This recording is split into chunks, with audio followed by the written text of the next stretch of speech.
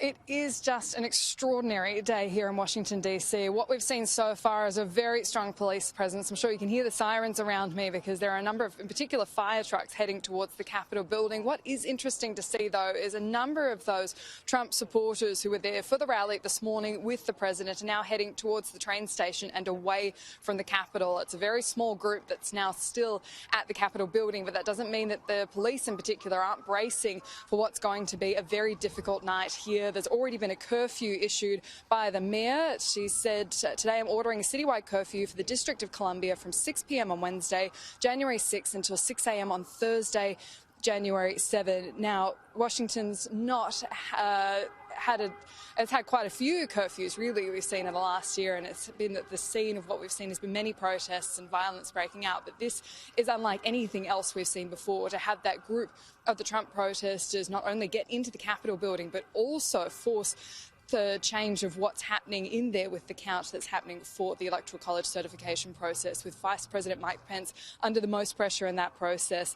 We had Donald Trump hold his own rally outside, and this is probably the biggest division we've seen between Donald Trump and his Vice President over the election result, with Vice President Mike Pence moving to say that it's not his position to certify or not certify that result. It's not his position to intervene. But Donald Trump spoke to tens of thousands of his supporters outside earlier today.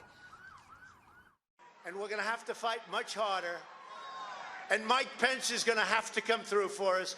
And if he doesn't, that will be a sad day for our country, because you're sworn to uphold our Constitution.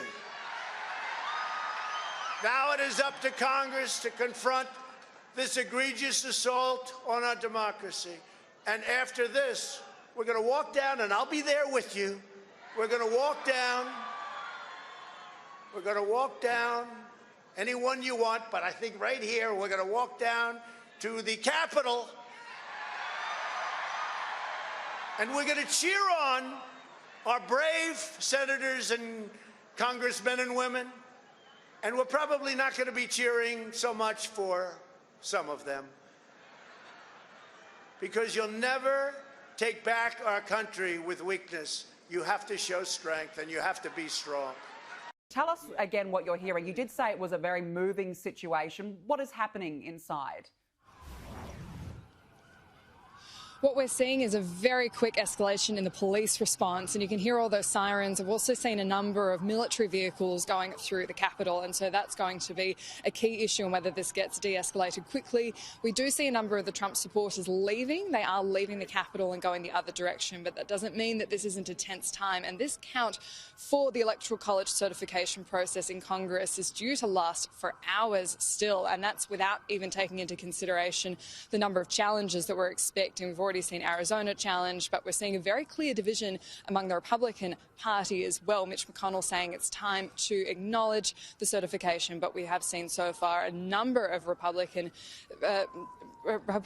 saying that they are really not going to accept this just yet. And of course, this has all been inflamed by the presence of Donald Trump at this rally. This was quite a significant speech, unlike other ones we've seen here, because he did take the time to speak, and he was really quite symbolically standing in front of the White House saying that the election had been stolen from him. There was also reports that he was going to join the march up to the Capitol, but it seems he has gone back to the White House. He did really try to emphasise the differences now with Mike Pence. They have had a very close relationship up until now, but Mike Pence today released a statement saying he wasn't going to take any opportunity to intervene and had to abide by his constitutional duty.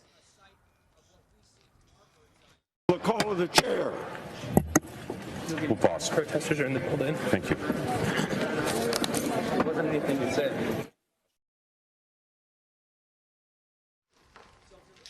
Danica, the police presence is growing by the minute here. You can hear the sirens, and they've lined up right outside the Capitol. They're really enforcing that because they need this process to go through Congress, because otherwise it would be just unprecedented in the democratic process here in the United States. And this has already been a tumultuous election, and it does raise questions too about the security coming up for the inauguration, which is on January 20. It was already set to be very scaled down because of the coronavirus pandemic, but you can imagine it's going to be even more locked down